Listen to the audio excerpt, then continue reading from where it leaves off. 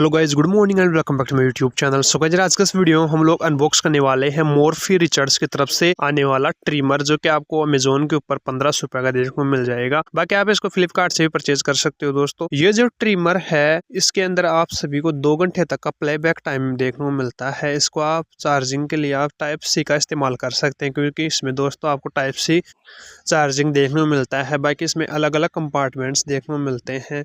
इसमें आपको अलग अलग कॉम्स देखने को मिलते हैं, जिनमें 3 mm से 12 mm तक आपको कॉम्स देखने को मिलता है। साथ ही में इसमें अलग अलग हेड्स देखने को मिलता है, जिसमें आपको बॉक्स के ऊपर ही आपको 4 टाइप के देखने को मिलते हैं, जिनमें एक नोज के लिए है, एक ईयर के लिए है और एक बॉडी के लिए है। कंप्लीट बॉडी आप इससे ट्रिम कर सकते हो। साथ ही में आप इससे हेयर वगैरह आदि को ट्रिम कर सकते हो। इसमें अलग अलग एडजस्टेबल कॉम्स देखने को मिलते हैं, जो कि आपको किसी भी ट्रिमर के अंदर देखने को नहीं मिलेंगे, सिर्फ इसी ट्रिमर के अंदर देखने को मिलते हैं। मोरफी रिचर्ड्स की तरफ से आता है ट्रिमर। काफी अच्छा ट्रिमर है, बैटरी लाइफ भी अच्छा है और साथ ही में इसके अंदर आपको 2 साल तक की आपको इसमें वारंटी देखने को मिलता है।